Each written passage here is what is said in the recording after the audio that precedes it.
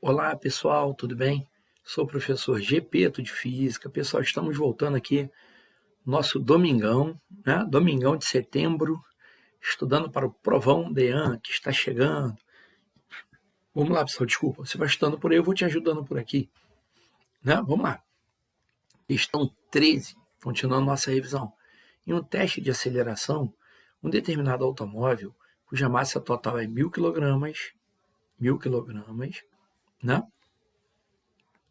1.000 kg, teve sua velocidade alterada de 0 a 108 km por hora, né? 108 km por hora em 10 segundos, viu? A velocidade do carro variou de 0 até 108 km por hora em 10 segundos. Nessa situação, pode-se afirmar que a força resultante que atuou sobre o carro e o trabalho realizado pela força resultante valem... Bom, primeiro, pessoal, veja bem, a segunda lei de Newton diz para a gente que a aceleração é fruto de uma força, né? Se a velocidade do carro variou de 0 a 108 km por hora em 10 segundos, segundo a lei de Newton no carro, o que diz a segunda lei de Newton? Que força resultante,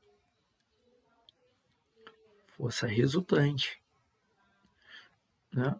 A força é o agente físico capaz de alterar a velocidade de um corpo. Força resultante é massa vezes aceleração, ou massa vezes... Outra maneira de escrever a segunda lei de Newton: ΔV sobre ΔT, né?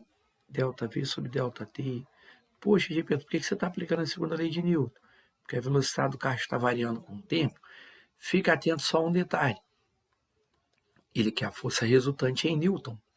Então a massa tem que ser dada em quilograma, aceleração em metro por segundo ao quadrado. Fala, pô, Gepeto, mas a velocidade está em quilômetro por hora. Pessoal, vamos lembrar da regrinha prática. Se a velocidade está em quilômetro por hora, o que eu tenho que fazer? Transformar em metro por segundo, né? Como é que a gente faz isso? Divide por 3,6, né? Aí tem a regrinha prática. E o contrário, multiplica por 3,6. Bom, 108 dividido por 3,6 vai dar 30, né? Então tem que a força resultante no carro, massa, 1.000, né? Aceleração, ΔV sobre ΔT.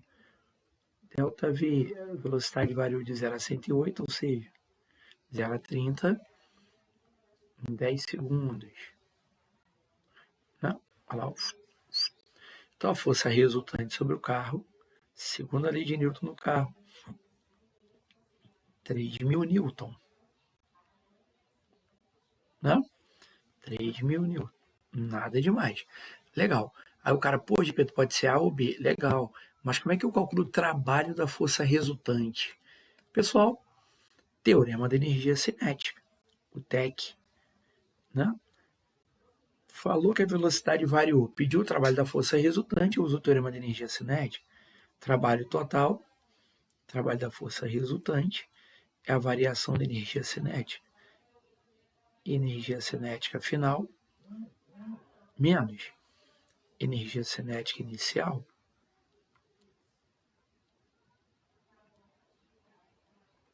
né? Energia cinética inicial é 0. Por quê? Porque o carro estava parado. Então tem que trabalho, massa do carro, 1.000, velocidade que o carro atinge, 30 ao quadrado, 900, dividido por 2, né? 1.000 por 2 vai dar 500. 500 vezes 900, ó pessoal, 5 vezes 9, 45, né? Aí, ó, só que é 500 vezes 900, coloca 4 zeros à direita, ó. 1, 2, 3, 4, Joule, né? Aí você pô, não tem essa resposta. Pessoal, aqui é 450 mil Joule. 450 mil, mil é quilo, né? Então, eu trabalho 450 kJ. Viu, pessoal? Qual é a opção correta na prova da Escola de Aprendizes de Marinheiro? Letra B. Falou que a velocidade variou, pediu o trabalho da força resultante, aplica o teorema da energia cinética. Bom, olha lá, questão 14. Aqui, Matheus, agora eu vou te falar o que é a reversibilidade de raio de luz. A refração da luz possibilita o entendimento... Rapidinho, tá, pessoal? Deixa eu só pegar um negócio que ele vai cair. Né? Botar aqui no chão, para ele não cair. Peraí. Rapidinho, tá, pessoal?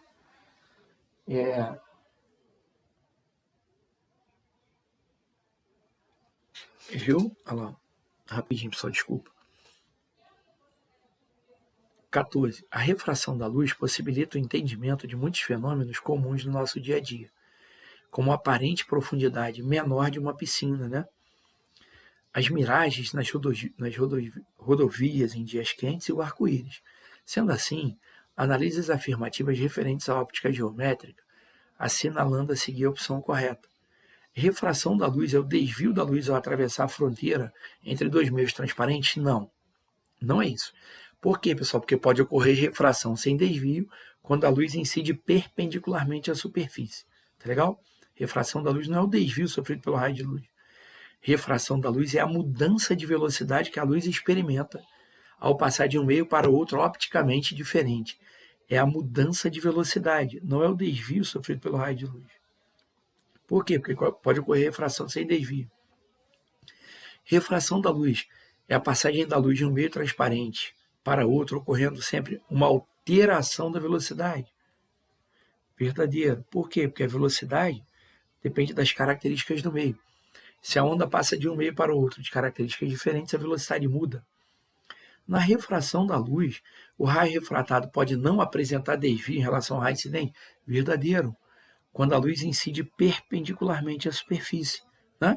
Se você imaginar o raio de luz incidindo perpendicularmente à superfície, o raio de luz não sofre desvio. Né? Olha a lei de Snell, não sei. Tá legal? Aí aqui, pessoal, aproveitando para responder a pergunta do Matheus, que ele perguntou assim, ó, professor, o que é reversibilidade de raio de luz? A reversibilidade de raio de luz é o fenômeno que ocorre. Pensa do seguinte modo, pessoal, se a luz se propaga numa determinada direção, né, ou num determinado sentido, ela pode se propagar em sentido inverso. Ou seja, na prática, quando duas pessoas conseguem um contato visual através de um espelho, por exemplo, vamos supor que eu estou olhando pelo espelho retrovisor do meu carro, que pode ser plano ou convexo, né? De preferência convexo, porque diminui o tamanho da imagem e me dá uma segurança maior no trânsito. Né? Os motociclistas, por exemplo, têm que utilizar espelho convexo. Por exemplo, quando eu olho pelo espelho retrovisor do meu carro, se eu vejo uma pessoa que vem caminhando aqui, ó, numa calçada, por exemplo, se eu estou vendo a pessoa, né, através da reflexão da luz no espelho, ela também está me vendo. Se você está vendo ela, pessoal, com certeza ela está te vendo.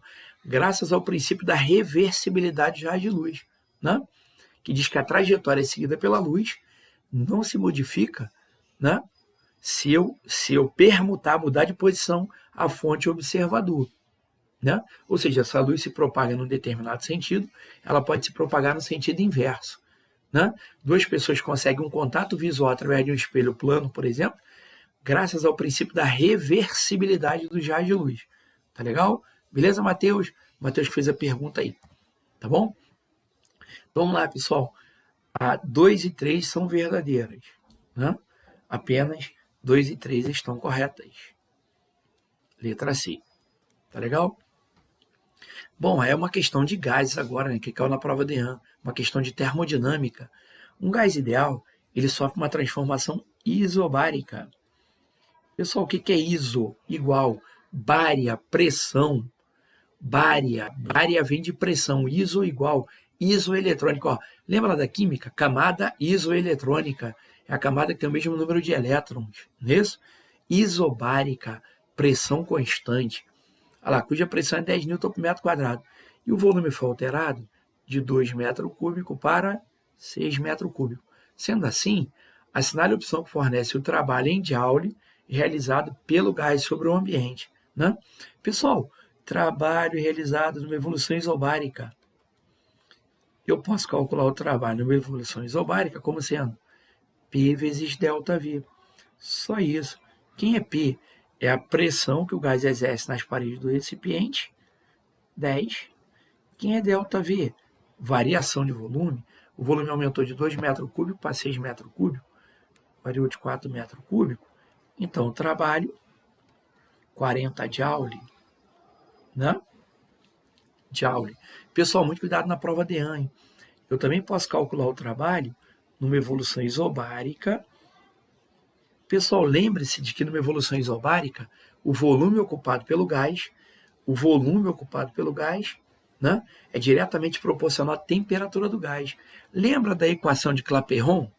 Para o vestibular nunca rezei tanto, PV-NRT, né? Padre Vigário não reza o terço, PV igual a NRT, lembra? Então, pessoal, numa evolução isobárica, eu posso calcular o trabalho como sendo P ΔV ou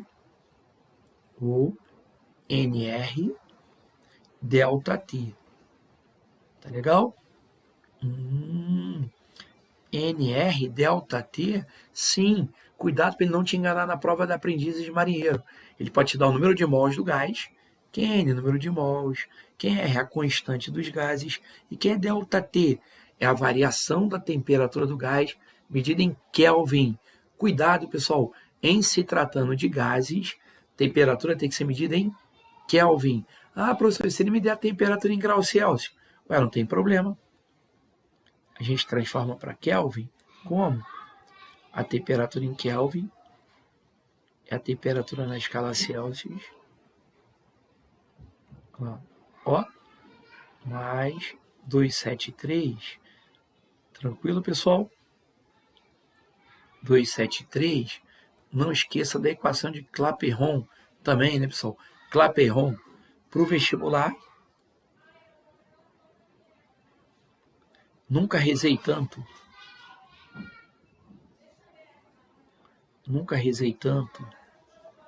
Né? Ou Padre Vigário não reza o terço. Tá legal, pessoal? Padre Vigário não reza o terço. PV-NRT. Então, eu trabalho 40 Joule. Legal? 40 Joule. Letra D. Opção correta, né? 40 Joule. Opção correta. Legal, pessoal? Viu que bacana? Né? Nada demais na prova DEAN. Beleza? Bom, pessoal, daqui a pouco a gente volta fazendo outros exercícios, tá legal? Vou dar uma parada aqui, daqui a pouco eu volto fazendo outros.